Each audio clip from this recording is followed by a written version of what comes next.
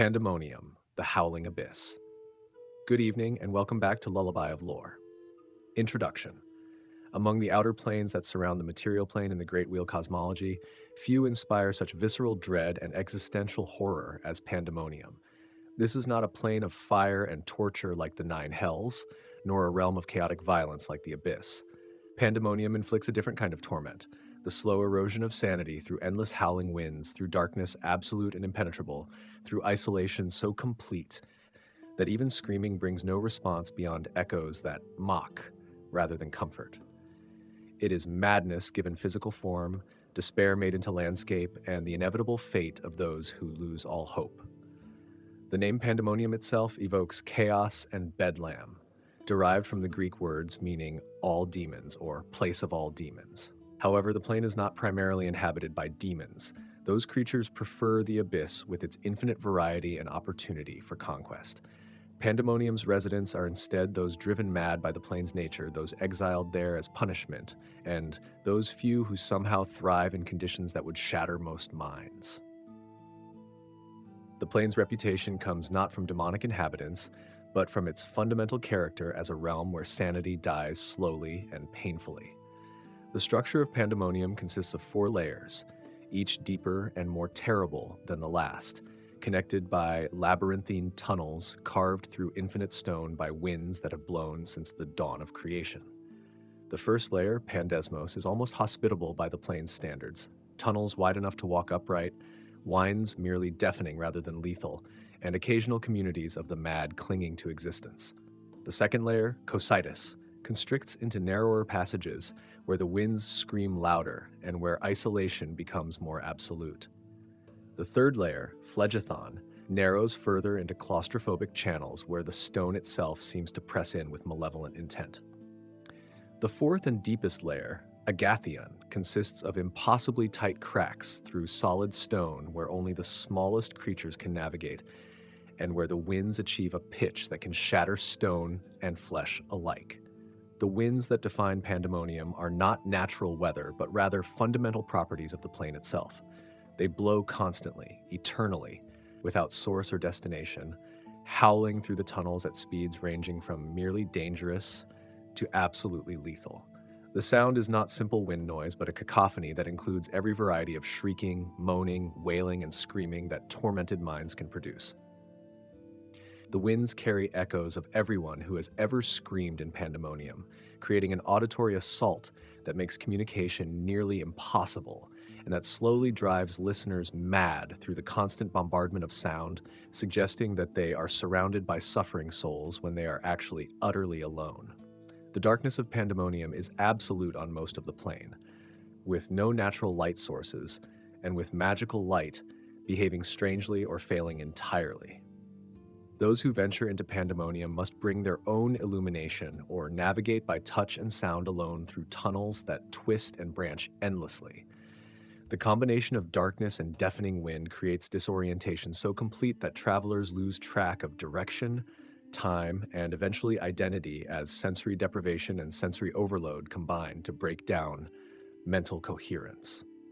The inhabitants of Pandemonium include those who were driven mad and now wander the tunnels aimlessly, those who were exiled there as punishment for crimes or failures, deities of madness and banishment whose domains align with the plane's nature, creatures that somehow adapted to Pandemonium's environment and even thrive in it, and the rare, deliberate visitors who come seeking something: knowledge, power, revenge, or simply the experience of visiting one of the multiverse's most notorious hells. These inhabitants rarely cooperate or even interact meaningfully, because the plane's nature makes communication and organization nearly impossible. The dangers of Pandemonium extend beyond the physical threats of deadly winds and disorienting darkness. The psychological damage inflicted by prolonged exposure manifests as paranoia, auditory hallucinations, complete breakdowns of language and rational thought, violent rage directed at everything including self, catatonia as the mind simply shuts down to escape the unbearable input, and transformation into something no longer recognizably humanoid as the plane's chaos reshapes not just mind but body. Those who enter Pandemonium risk not just death but something worse, becoming permanent residents who have lost everything that made them who they were. The philosophical significance of Pandemonium in the Great Wheel cosmology represents the extreme of chaotic neutral alignment tilting toward chaotic evil.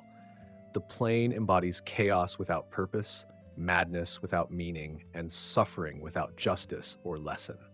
Unlike the Abyss, where chaos serves destructive ends, or Limbo, where chaos creates endless possibility, Pandemonium's chaos simply destroys coherence and sanity without replacing them with anything but more chaos.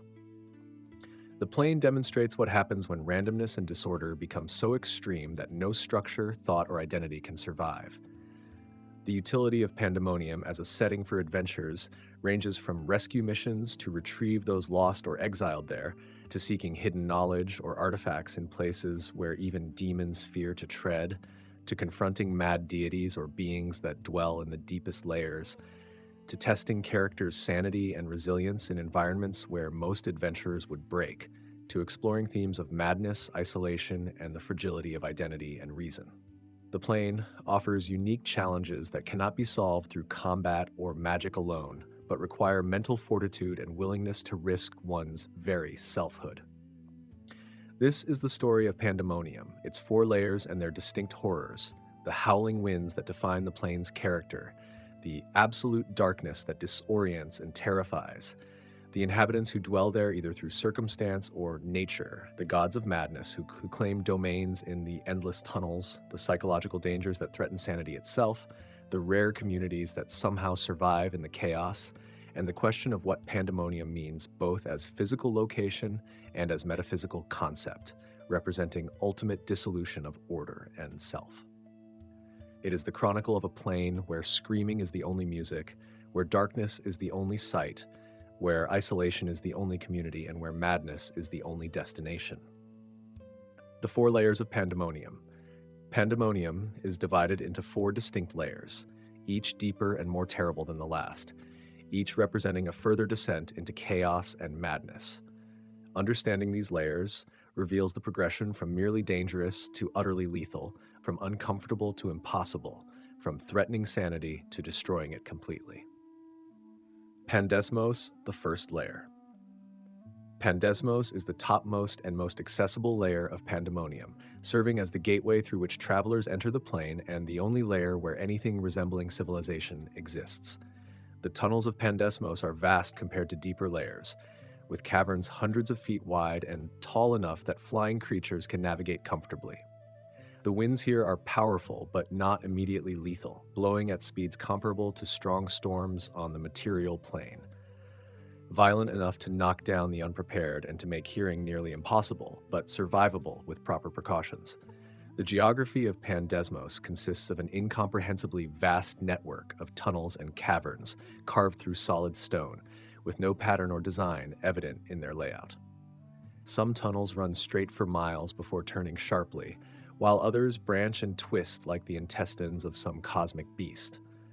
The caverns vary from small chambers barely large enough for a few people to enormous voids that could swallow cities, their ceilings lost in darkness high above. The stone itself is typically dark, black, deep gray, or midnight blue, and is harder than granite, resisting attempts to carve or break it without magical assistance. The wind patterns in Pandesmos follow the tunnel's contours, accelerating through narrow passages and creating vortexes in open chambers.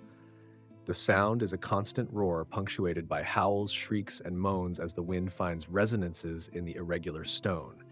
Communication requires shouting directly into someone's ear at close range, or using magical means like message spells or telepathy. The winds never cease, never diminish, maintaining their relentless assault hour after hour, day after day, year after year. Those who stay in Pandesmos for extended periods learn to adapt to the noise, developing methods of communication through gesture and touch, though the constant sound still wears on the nerves and the psyche. The settlements in Pandesmos are small and precarious, typically built in alcoves or chambers where the wind is slightly reduced by stone formations providing partial shelter. The architecture is crude, walls built from piled stones to create windbreaks, rough shelters carved into softer patches of stone, or simply areas where natural formations provide enough protection to make rest possible. The residents are primarily exiles from other planes.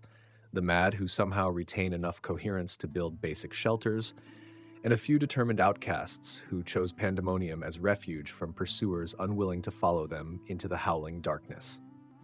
The communities that exist in Pandesmos are barely worthy of the name, consisting of a few dozen individuals at most who cooperate in minimal ways necessary for survival while remaining fundamentally isolated by the communication barriers. Trade is nearly impossible when shouting negotiations is impractical, so most interaction involves simple exchanges or theft when opportunity arises. Leadership structures are informal and based on whoever is strong enough and sane enough to impose their will temporarily, with government consisting mostly of whoever can grab the best shelter spots and defend them. The dangers in Pandesmos include the physical threats of being blown off ledges or into crevasses by sudden wind gusts, the cold that permeates the layer despite no visible source, the risk of becoming lost in the endless branching tunnels with no landmarks and no reliable means of mapping, hostile inhabitants who attack strangers on sight, or who lure them into traps, and the psychological toll of the constant noise and darkness that begins the slow erosion of sanity, even in this least terrible of Pandemonium's layers. The portals connecting Pandesmos to other planes are scattered throughout the layer in no discernible pattern, typically appearing as areas where the stone has a different texture or color, or where the wind behaves strangely.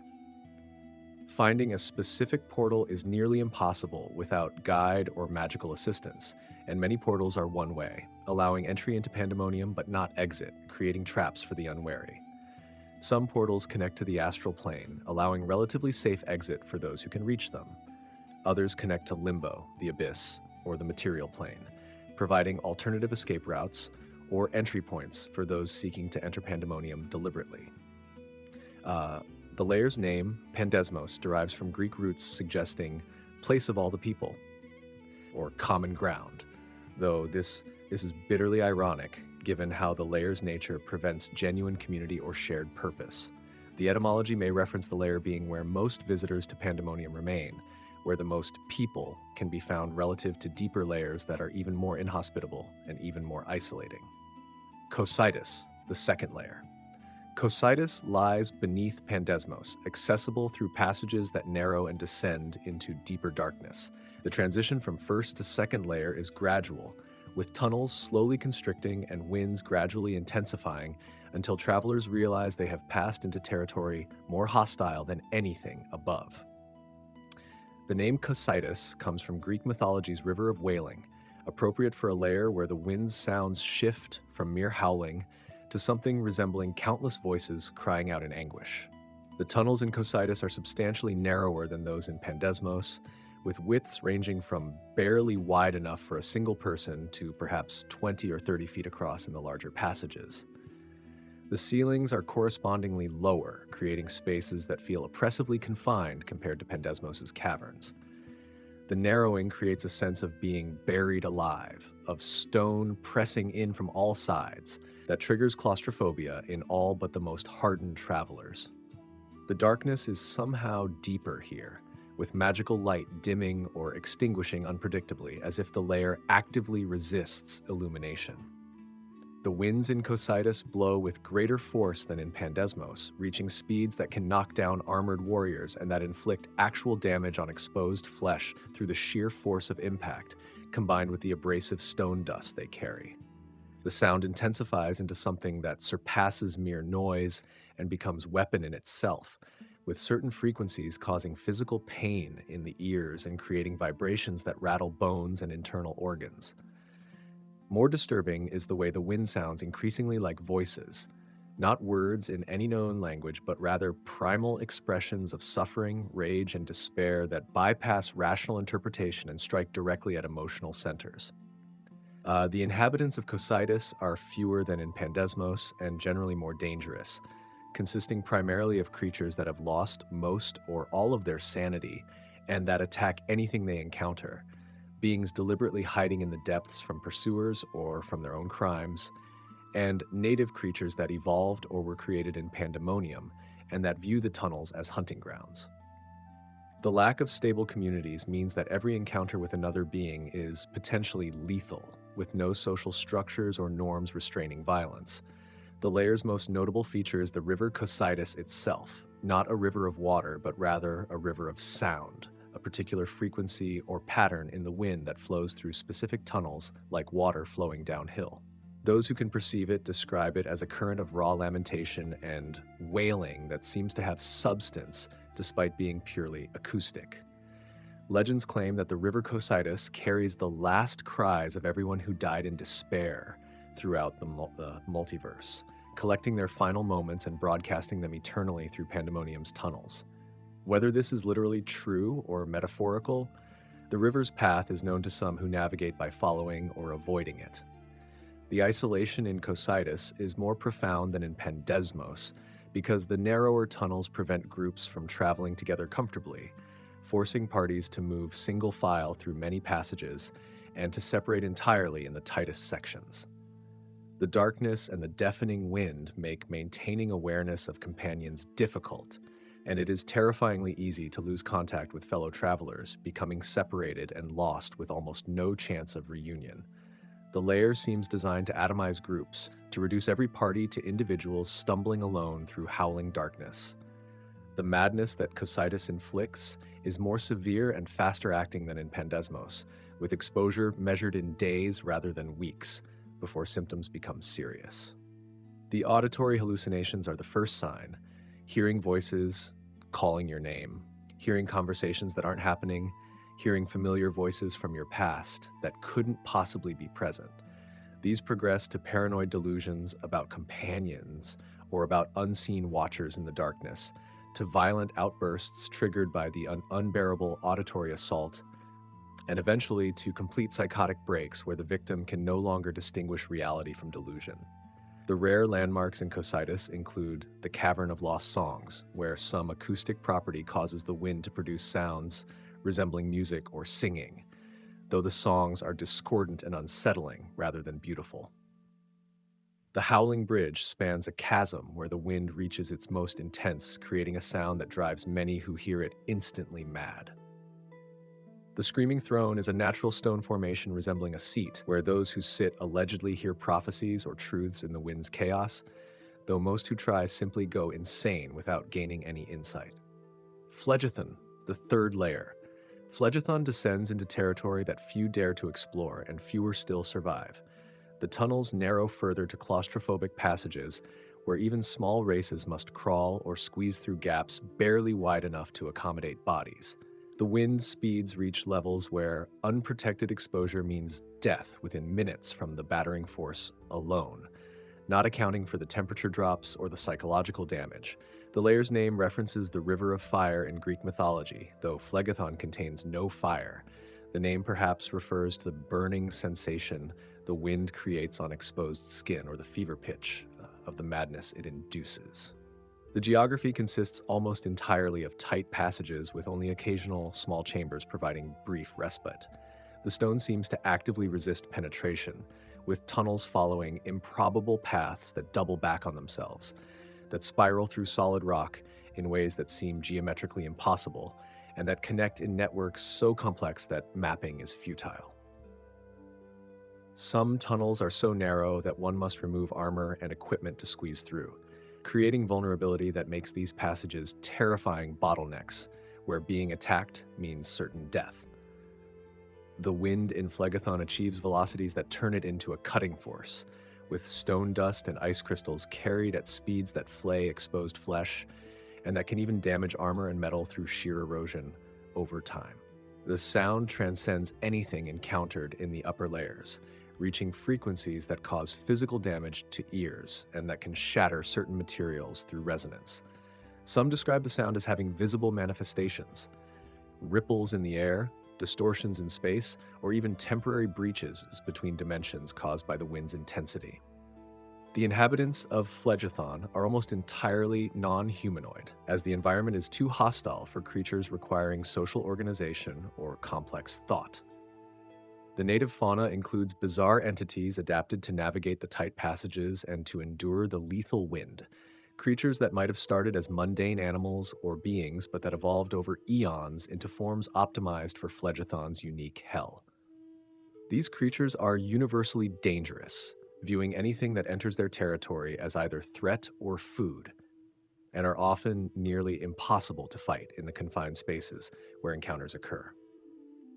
The isolation in Phlegethon is absolute. Groups cannot stay together because the passages literally will not permit it. Solo travelers must navigate entirely alone, with no possibility of communication with anyone else and with the ever-present knowledge that help cannot come even if they scream for it.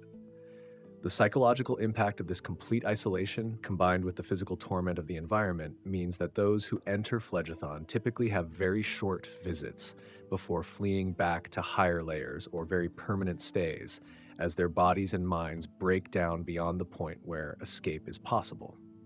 The madness in Phlegethon manifests as total psychotic collapse, with victims losing all coherent thought and regressing to something barely sentient.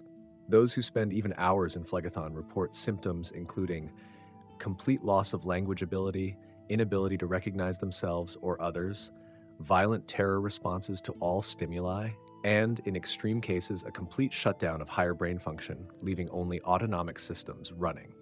The lair doesn't just drive you mad, it erases your mind entirely, leaving empty shells that continue existing without awareness or identity. The reasons anyone ventures into Phlegethon are few but compelling. Some seek artifacts or knowledge hidden in places where even demons dare not search.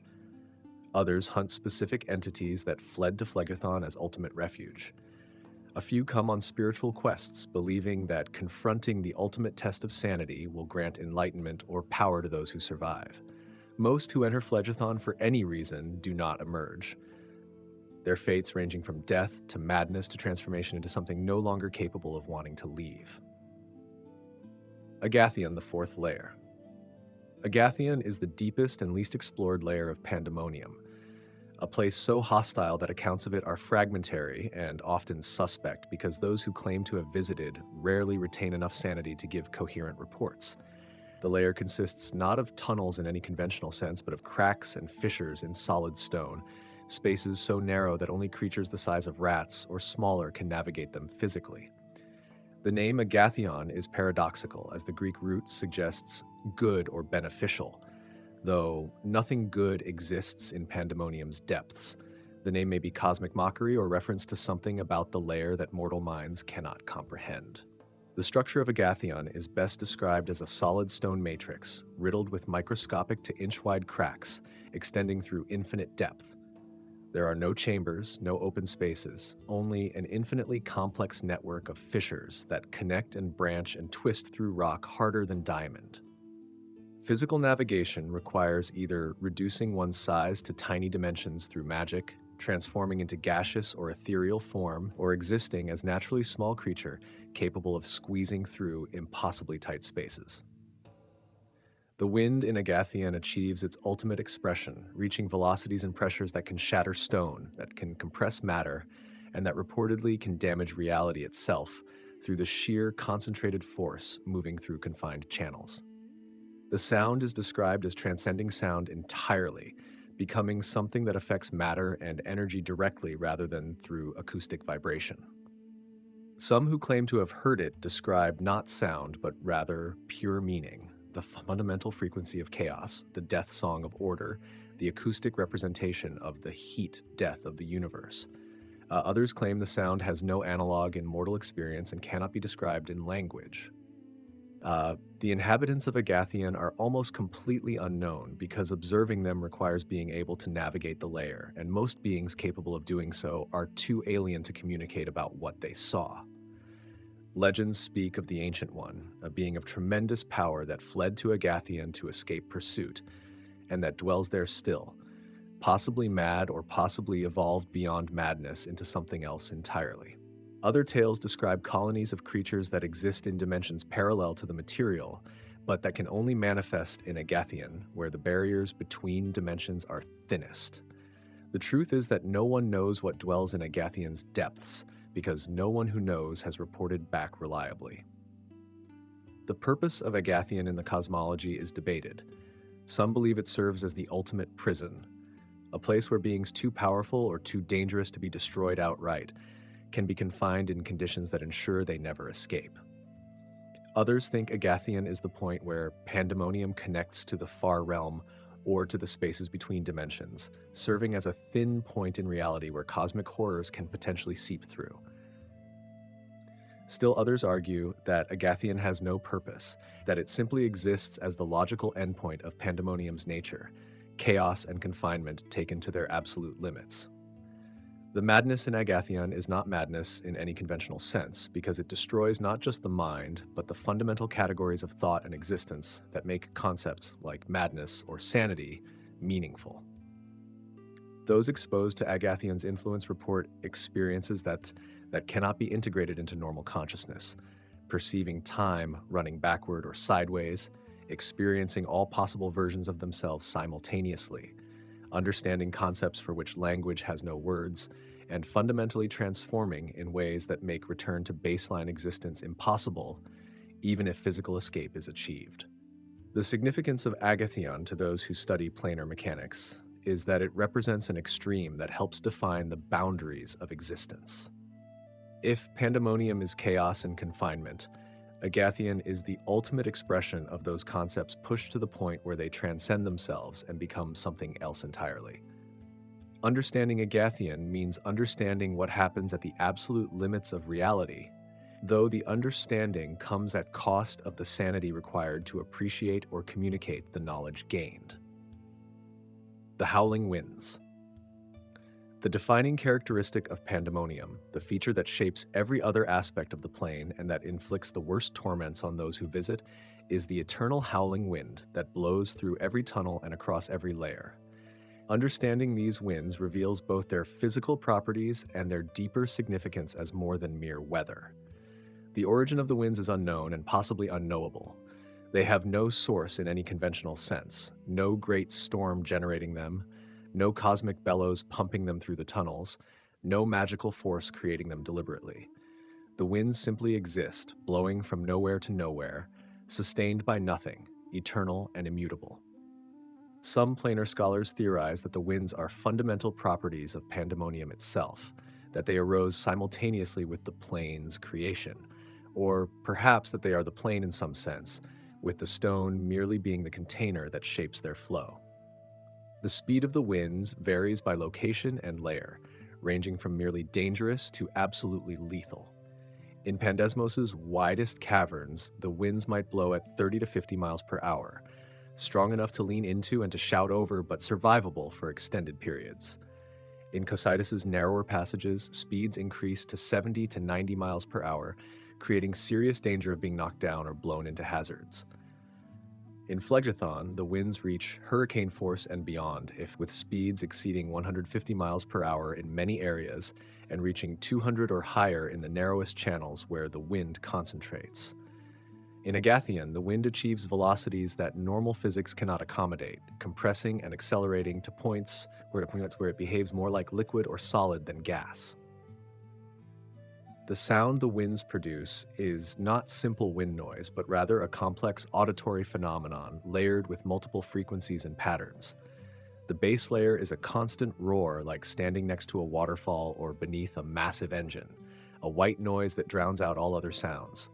Overlaid on this are higher-pitched whistles and screams as the wind finds resonances in stone formations, creating tones that range from merely annoying to physically painful. Beneath these are lower frequencies that can be felt more than heard, vibrations that rattle through bones and organs, creating nausea, disorientation, and sometimes physical damage to internal structures. The most disturbing aspect of the wind's sound is the way it seems to contain voices, cries, laughter, and other distinctly vocal sounds that suggest intelligence or intent, despite being, as far as anyone knows, merely acoustic phenomena produced by wind moving over irregular stone. These pseudo-voices never resolve into words or language, maintaining just enough structure to sound like speech without ever being comprehensible. The mind naturally tries to interpret these sounds as communication, searching for meaning or patterns, creating pareidolia, where the listener hears messages that aren't really there, but that their brain constructs from random noise. The psychological effects of the constant sound are severe and cumulative. Initial exposure creates stress and irritation as the noise prevents rest and makes concentration difficult. Over hours, this develops into fatigue and anxiety, as the inability to escape the sound creates growing desperation. Over days, auditory hallucinations begin, hearing voices calling your name, hearing conversations in another room, hearing music or sounds from memory. Over weeks, these progress to full psychosis as the brain's auditory processing centers become damaged by overstimulation, creating permanent changes in how sound is perceived and interpreted. The communication challenges the winds create are nearly insurmountable without magic. Verbal communication requires shouting directly into someone's ear at close range, and even then, only simple messages can be conveyed. Complex discussions are impossible, eliminating most forms of social interaction, negotiation, and planning or any other activity requiring exchange of information. Writing is possible, but requires light to read by, which is often unavailable, and requires stopping to write, which may be dangerous. Gestures work, but only for simple concepts, and only if both parties can see each other in the darkness. Telepathy and message spells become essential for any group operating in Pandemonium, though even magical communication can be disrupted by the wind's interference.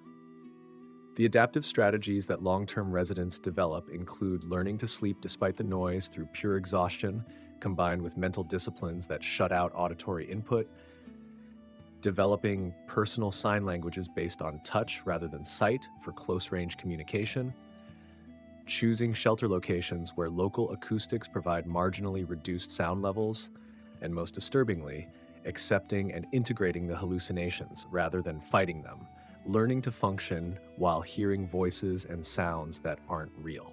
Those who survive in Pandemonium long-term are never quite sane by external standards, but achieve stable adjusted states that work in the plane's context. The magical interactions with the winds are complex and often dangerous. Spells that manipulate air or create silence can provide temporary relief, but typically fail or backfire in Pandemonium's environment. The winds resist magical control, overpowering silence spells within moments, or twisting control weather effects into unpredictable patterns. Some magic users have developed specialized spells designed specifically for Pandemonium, creating small pockets of reduced wind or generating protective barriers that deflect rather than stop the wind. However, these solutions require constant magical energy and fail if concentration is disrupted, making them unreliable for extended use. The winds as weapons represent one of Pandemonium's most dangerous aspects. The wind itself can kill through force trauma, through carrying abrasive particles that flay flesh, through creating pressure differentials that damage organs, and through simple exposure over time that causes hypothermia and exhaustion. Creatures that have adapted to Pandemonium sometimes use the winds tactically, positioning themselves in sheltered areas and driving enemies into the full force of the wind, or using the sound to cover their approach and their attacks. The winds also make ranged combat nearly impossible, as arrows, bolts, and thrown weapons are deflected unpredictably, and spells with verbal components cannot be cast reliably. The symbolic significance of the winds extends beyond their physical effects. They represent the voice of chaos itself, random and meaningless noise that drowns out all attempts at meaningful communication or thought. They embody the isolation that madness creates, surrounding sufferers with sound that seems like communication, but that actually prevents all genuine connection. They demonstrate the futility of resistance to chaos, as they cannot be stopped or controlled, but only endured or fled from. They serve as a reminder that some forces are too vast and too fundamental to fight, too eternal to outlast, demanding only submission or destruction. Inhabitants and denizens. Despite its hostile nature, Pandemonium is not empty. Various beings dwell in its howling tunnels, whether by choice, by exile, by birth, or by accident. Understanding these inhabitants reveals how life adapts even to the most extreme conditions, and what types of beings can exist in environments that would destroy most. The mad, The largest category of Pandemonium's population consists of those driven mad either by the plane itself or by experiences elsewhere that led them to flee into the howling darkness. These individuals arrive in Pandemonium through various routes, deliberately entering to escape pursuit or punishment, being exiled there by powerful entities as alternative to execution, wandering in through portals while already insane and being unable or unwilling to leave, or slowly going mad after arriving for other reasons and losing the will or ability to escape. The state of the mad varies tremendously. Some retain enough coherence to perform basic self-care, to seek food and shelter to avoid immediate dangers, though they have lost language, social skills, and anything resembling complex thought. They wander the tunnels aimlessly, sometimes for years or decades, existing in perpetual present without memory or planning. Others have regressed further into reactive states, responding to stimuli with aggression, flight, or freezing, operating on pure instinct without any higher cognitive function. A few have progressed into states that might be called adapted insanity, developing entirely new ways of processing reality that work in Pandemonium's context, even though they would be completely dysfunctional elsewhere. The interaction between different mad individuals is minimal and rarely productive. Most avoid each other, having lost the social drives that make humanoids seek company. When encounters occur, they typically end in violence or in both parties fleeing, though occasionally the mad seem to recognize something in each other and briefly travel together before separating again. Some scholars theorize that the mad of Pandemonium gradually forget they were ever anything else, their memories eroding until they believe they have always existed in the howling tunnels and have never known any other existence. The exiled exile to Pandemonium serves as punishment for crimes, failures, or simply for being inconvenient to those with power to enforce their will. The exiled differ from the mad in that they typically arrive while still sane and retain their faculties for at least a time, though the distinction blurs as exposure inevitably takes its toll. The exiled include political prisoners sent to Pandemonium because their continued existence is problematic, but their execution would create martyrs or political complications, defeated enemies who are banished rather than killed as demonstration of mercy or as crueler punishment than death.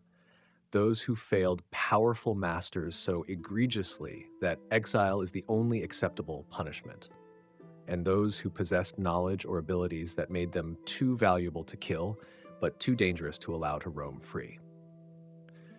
The survival strategies of the exiled vary by individual capability and resources.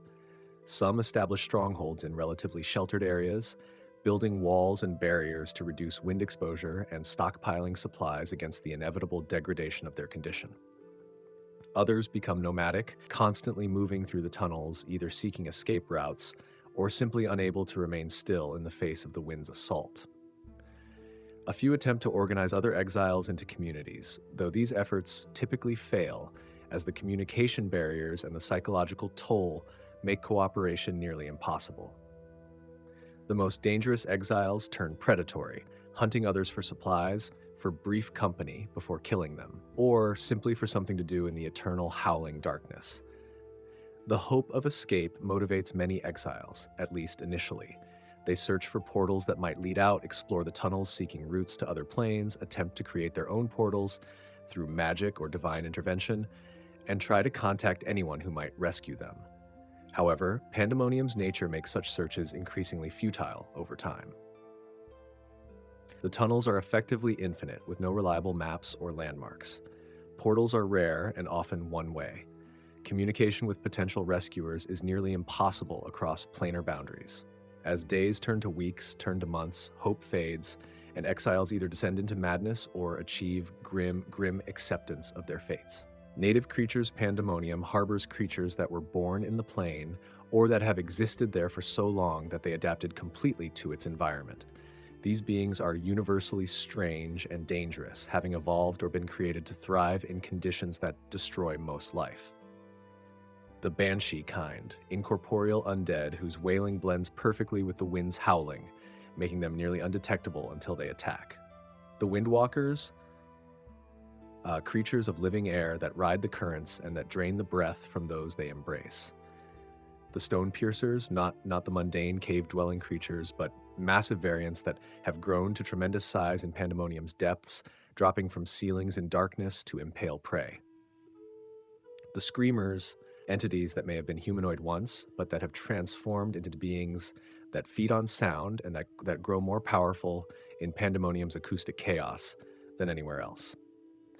The adaptation these creatures display includes ability to navigate in absolute darkness through echolocation or other non-visual senses, resistance or immunity to the wind's force and sound through magic or physiological modification, capacity to survive without light or conventional food sources, drawing sustenance from magic, from the plane itself, or from prey, and psychological structures that are not vulnerable to madness, because they lack the kind of coherent mind that can become incoherent.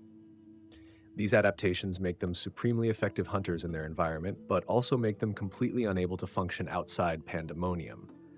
They are as trapped as any exile, though unlike exiles, they don't perceive their situation as imprisonment. The ecology of these creatures is barely understood because studying them requires surviving in their habitat long enough to observe, and few scholars are willing or able to do so. What little is known suggests that many native creatures prey on each other as much as on visitors, creating food webs based on who can hunt whom successfully in the darkness and wind. Some may be able to subsist on the plane's ambient magical energy, requiring no conventional food at all.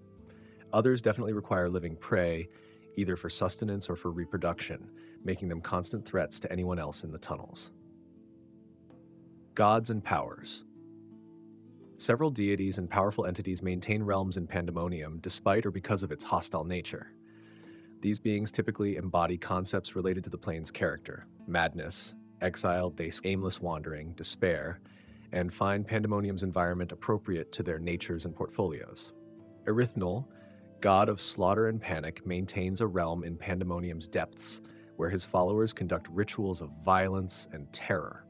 The god is chaotic evil and relishes both the infliction and the reception of pain, making Pandemonium's environment appealing rather than torturous. The Great Mother, goddess of the beholders, dwells in Pandemonium's tunnels, contemplating the dreams that spawn new beholders and planning the domination her children will achieve. Her presence creates areas where beholders congregate and where the tunnels themselves warp to accommodate their floating, spherical forms.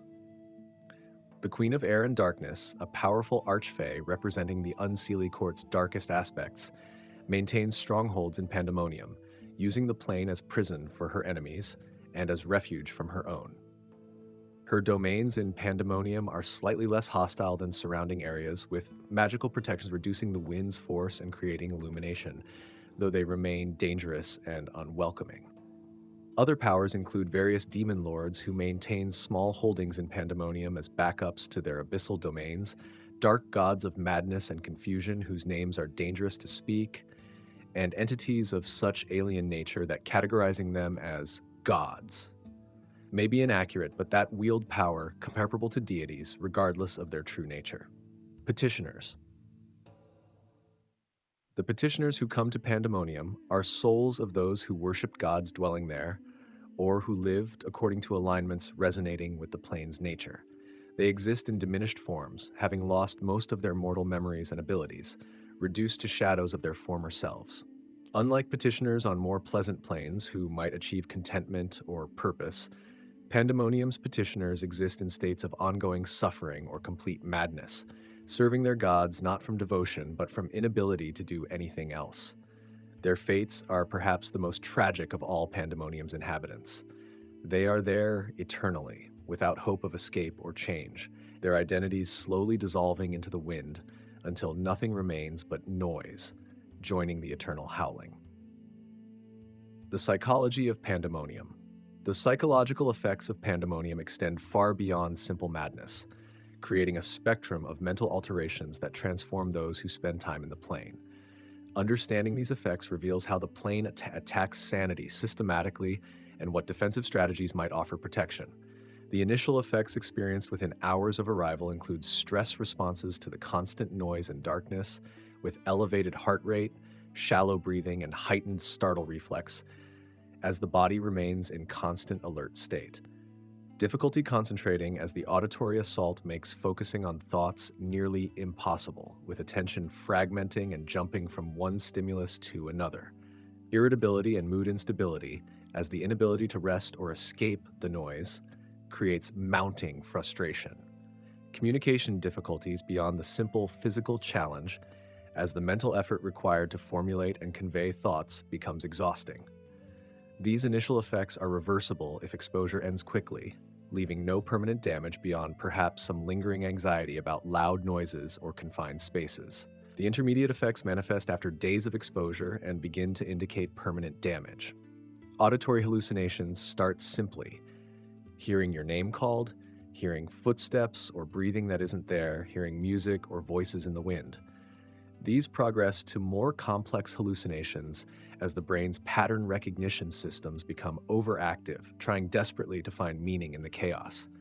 Paranoid thoughts develop as the isolation and the hallucinations combine to create suspicion of companions, fear of unseen watchers, or conviction that the plane itself is actively hostile and intelligent. Sleep disruption becomes severe even beyond the noise, with nightmares during what little sleep is achieved, and with the line between sleeping and waking becoming increasingly blurred. Short-term memory deterioration appears as the constant stress impairs the brain's ability to form new memories, making it difficult to remember recent events or to track time passing. The advanced effects after weeks or months indicate severe and likely permanent damage to mental function. Language loss begins gradually with difficulty finding words, then progressing to losing complex grammatical structures, then to losing language entirely, and communicating only through grunts and gestures. Identity dissolution occurs as the combination of sensory overload and isolation causes the sense of self to become unstable. You forget who you were, what you wanted, what made you different from anyone else. Time disorientation reaches the point where you cannot distinguish whether you have been in Pandemonium for days or years, cannot remember what day or year it is, and lose the concept of time as linear progression.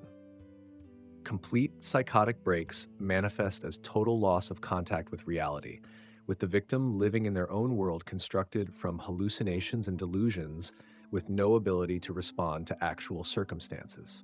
The variations in individual susceptibility mean that different people succumb at different rates. Those with strong wills or with mental disciplines resisting confusion and suggestion last longer than average. Those with magical protections against fear, charm, or mind-affecting effects gain significant advantages. Conversely, those already mentally unstable or suffering from existing conditions deteriorate faster than baseline. Certain races show greater or lesser resistance. Dwarves with their legendary mental toughness often outlast humans, while elves' keen senses make them more vulnerable to sensory assault. The class abilities of monks or paladins that train mental discipline provide protection, while barbarians' tendency toward emotional states rather than rational control can be either advantage or disadvantage depending on circumstances. The protective strategies that might slow deterioration include magical silence or mental barriers, though these typically fail in Pandemonium's environment or provide only temporary relief. Meditation and mental disciplines that create internal quiet despite external noise, though these require tremendous concentration and aren't reliable under stress. Keeping detailed written journals to preserve memory and identity, referencing them regularly to maintain continuity of self, even as short-term memory fails. Maintaining strict routines and schedules despite time disorientation, using rituals and habits as anchors to reality. Accepting some degree of madness rather than fighting it completely. Allocating mental resources to maintaining critical faculties while allowing non-essential functions to degrade. None of these strategies prevent deterioration entirely, but they might extend the period before breakdown from days to weeks or from weeks to months. The question of reversibility depends on severity and duration of exposure. Brief exposure with only mild symptoms can be completely reversed through rest, healing magic, and psychological support. Intermediate exposure with moderate symptoms might be partially reversible with some permanent effects, lingering auditory hallucinations, increased susceptibility to paranoia, partial memory loss, but with functional recovery possible. Severe exposure with advanced symptoms is typically irreversible through normal means, though wish-level magic or divine intervention might restore lost function at tremendous cost. Those who reach complete breakdown cannot be restored by any known means short of killing them and having gods return them as new beings, effectively creating new people with the original bodies. The attraction that Pandemonium holds for certain psychologies is paradoxical but real. Some individuals are drawn to the plane specifically because of its capacity to destroy sanity. Those seeking escape from unbearable consciousness or identity might view Pandemonium as offering oblivion of self that suicide cannot guarantee. Nihilists might appreciate the plane's demonstration that meaning and order are illusions that chaos inevitably destroys. Certain artists or mystics might believe that the breakdown of normal consciousness in Pandemonium allows access to deeper truths or alien perspectives unavailable to sane minds. Whether these attractions represent genuine insight or symptoms of existing mental pathology is debated. The metaphorical significance of Pandemonium as psychological state extends its relevance beyond the literal plane. Pandemonium, in common usage, means chaotic uproar or bedlam, but deeper reading sees it as representing the experience of sensory overload, isolation, and meaninglessness that modern existence can create. The howling winds represent the constant noise of media, obligations, and demands that prevent quiet thought. The darkness represents inability to see meaning or purpose in activity that fills time without fulfilling spirit. The isolation represents loneliness even in crowds, inability to connect meaningfully with others despite being surrounded by people.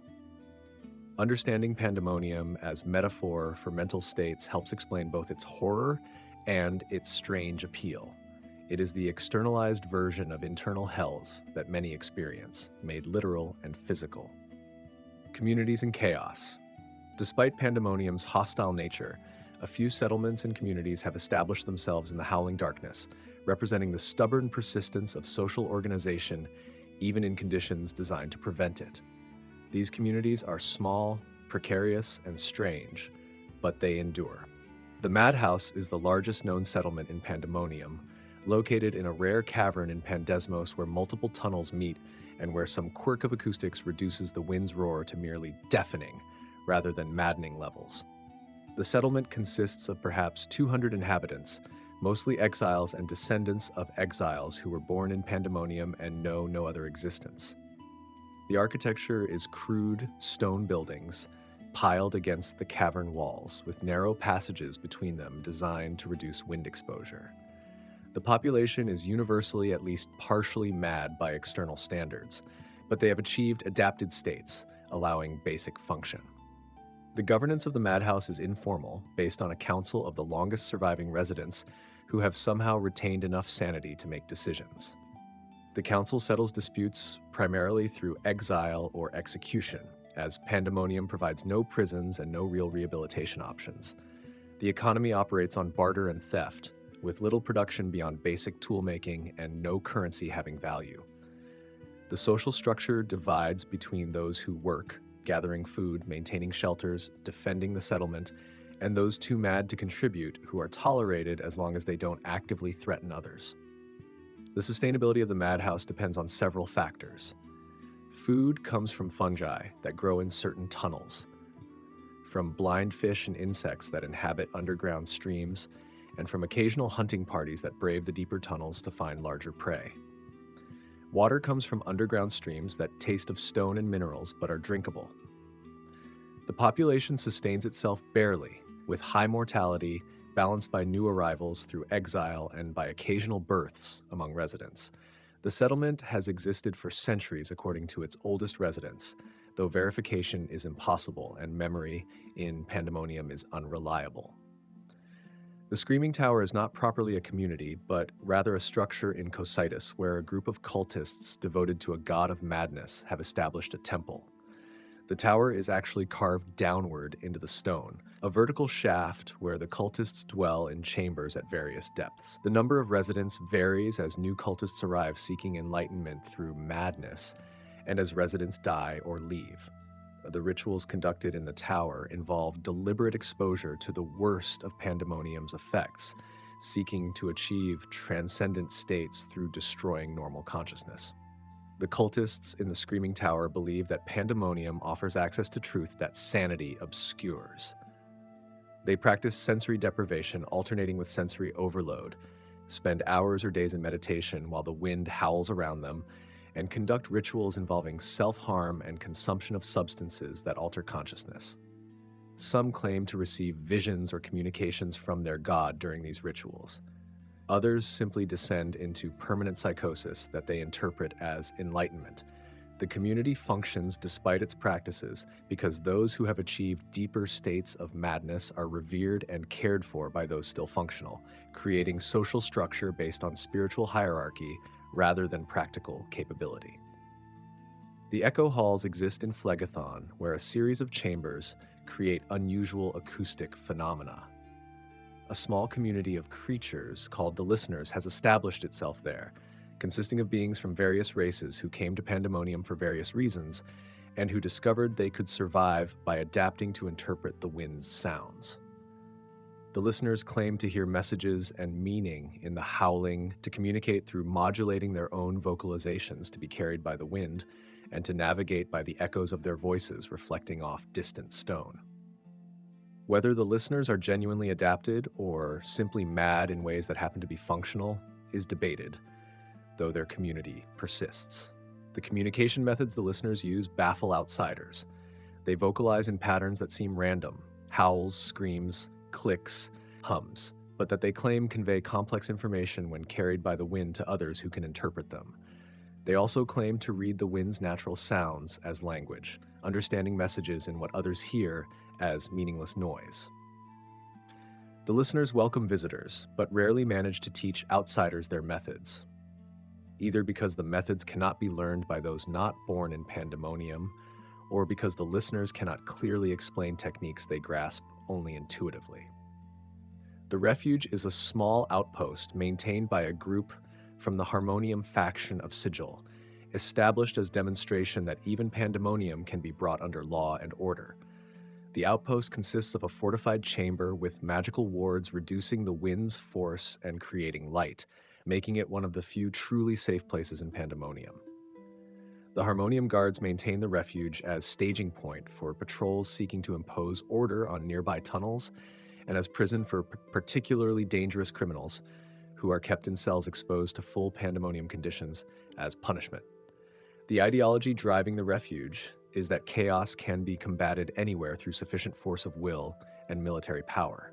The Harmonium soldiers stationed there rotate regularly to prevent them from going mad, with tours limited to weeks or months before returning to Sigil. The outpost maintains supplies through portals connecting it to Harmonium bases elsewhere, making it sustainable as long as magical support continues.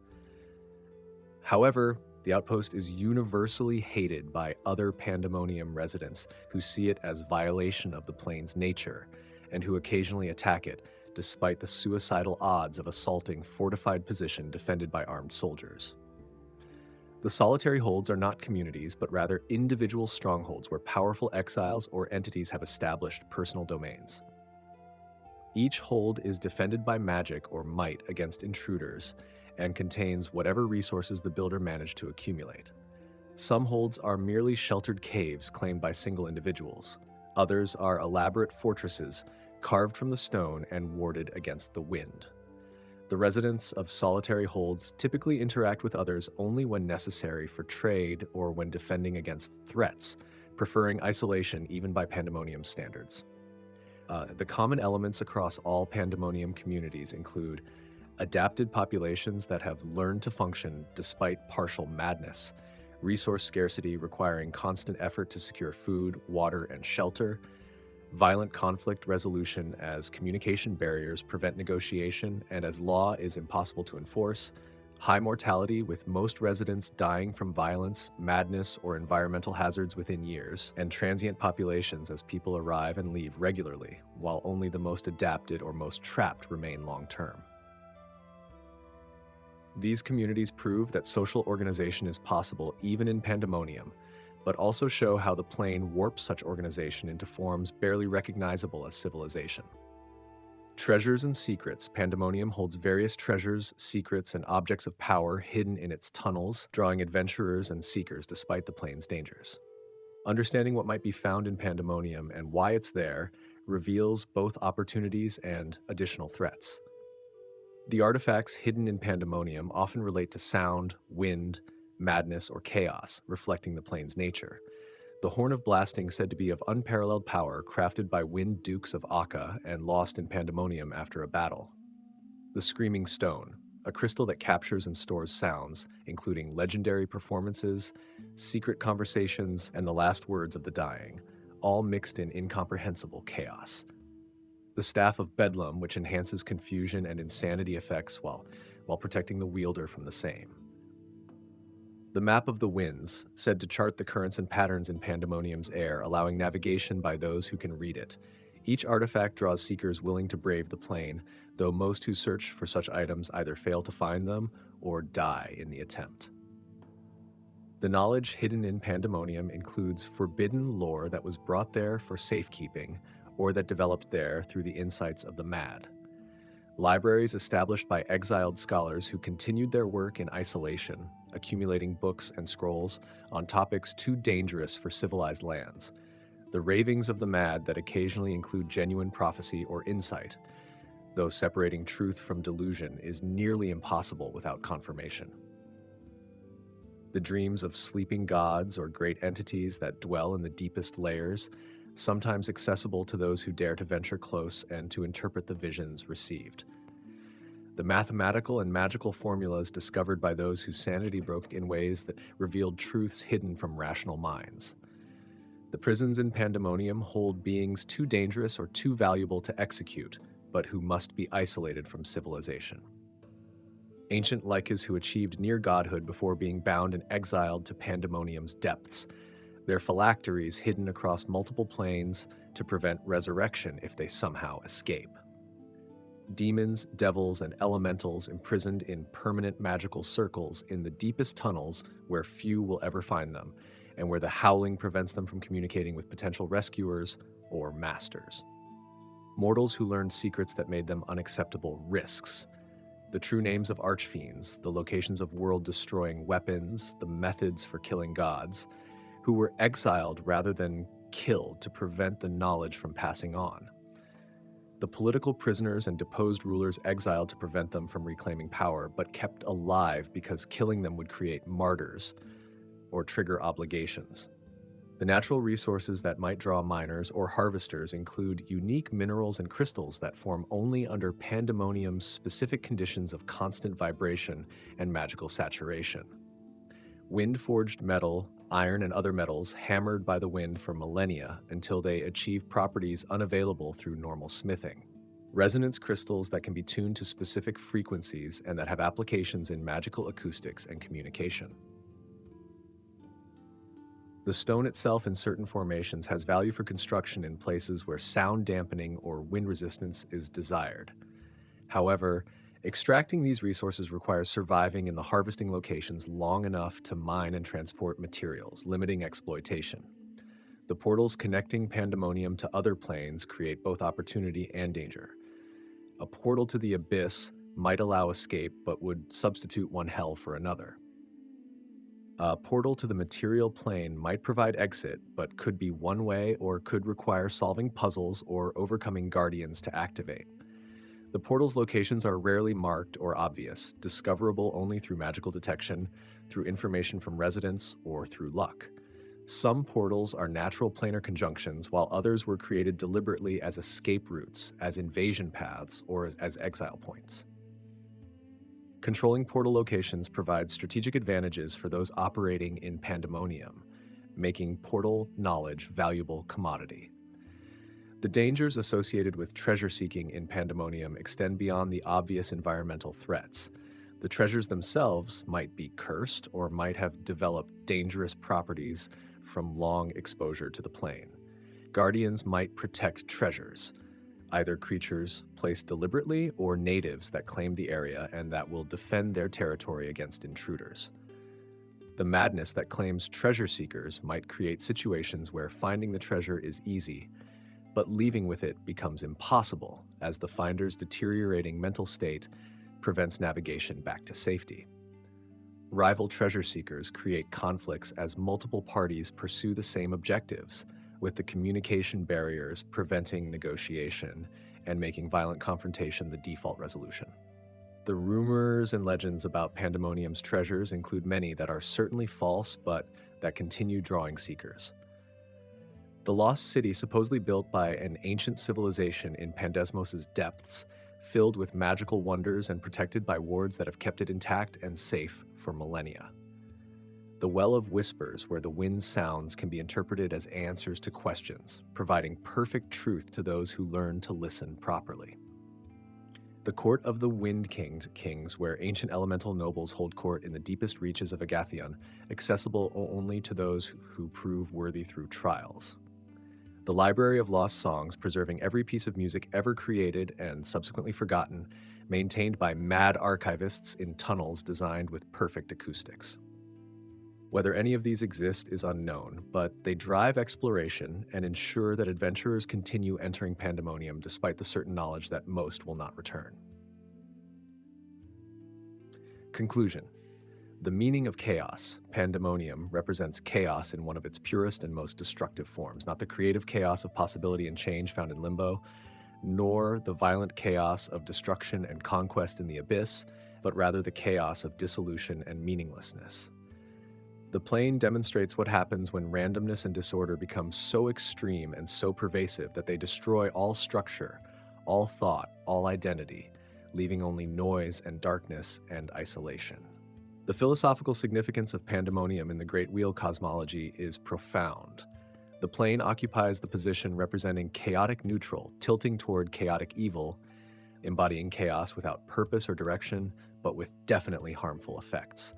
Unlike true chaotic neutral planes where chaos serves neither good nor evil, Pandemonium's chaos causes suffering without intent. The plane is not deliberately cruel, but its nature inevitably destroys those who experience it.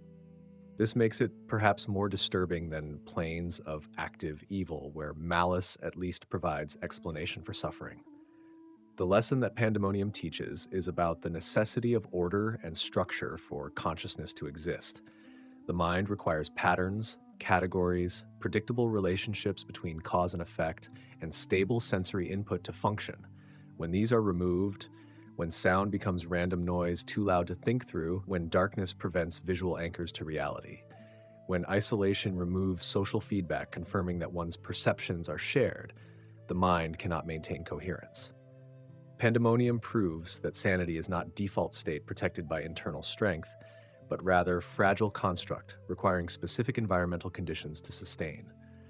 The warning that Pandemonium offers is about the limits of endurance and adaptation. Adventurers accustomed to overcoming challenges through determination, through magic, through teamwork, might believe themselves capable of conquering any environment. Pandemonium demonstrates that some environments cannot be conquered, only survived or fled. The plane does not present puzzles to solve or enemies to defeat, but rather conditions that inevitably destroy human or humanoid consciousness given sufficient exposure. No amount of courage or power prevents deterioration. They might slow it, but they cannot stop it. The question of whether Pandemonium serves any positive purpose is difficult to answer.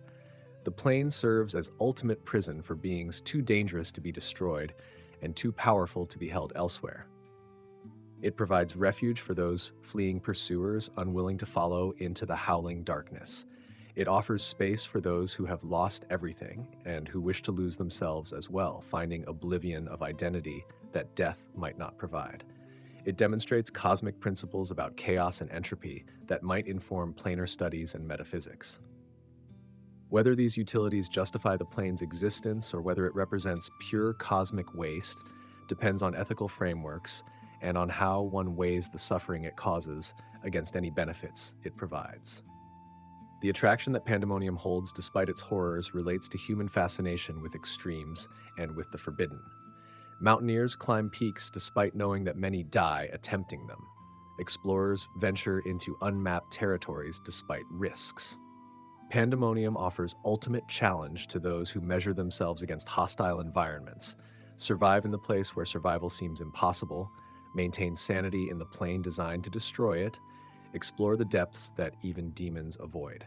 For those motivated by such drives, Pandemonium provides tests that few can attempt and fewer still can pass. The symbolic resonance of Pandemonium in the collective consciousness makes it useful as metaphor and archetype beyond its literal existence. Pandemonium describes situations of chaos and confusion that threaten to overwhelm. The plane represents the fear of losing control, of being drowned in sensory assault, of becoming isolated and unable to connect with others, of losing one's identity in chaos. These fears are universal, making Pandemonium's literal manifestation of them powerful and disturbing. Understanding the plane helps process these fears, externalizing and examining them in safe contexts. The practical value for adventurers and planar travelers is limited but real. Knowing Pandemonium exists and understanding its nature allows preparing for it, bringing magical protections, planning limited duration visits, establishing clear exit strategies, monitoring each other for deterioration symptoms. The plane can be navigated successfully if approached with appropriate respect and preparation. Those who treat it as standard dungeon to be conquered typically die or go mad, but those who recognize its unique dangers and who plan accordingly can achieve objectives and escape relatively intact. The final truth about Pandemonium is that it endures as one of the multiverse's great constants, eternal, unchanging, indifferent to all who enter it. The plane has existed since the planes themselves coalesced from primordial chaos, and it will exist until the multiverse's end. The wind will blow forever, caring nothing for who it deafens or drives mad. The darkness will persist, hiding horrors and treasures with equal disregard. The isolation will continue in it, breaking communities and individuals without noticing or caring about the destruction it causes. Pandemonium is, and it cares nothing for what you are, what you want, or what you believe. It simply is. The howling abyss, the plane where chaos dissolves all order, where noise drowns all meaning, where darkness obscures all truth, and where the only certainty is the slow death of sanity for all who remain too long in the endless screaming night.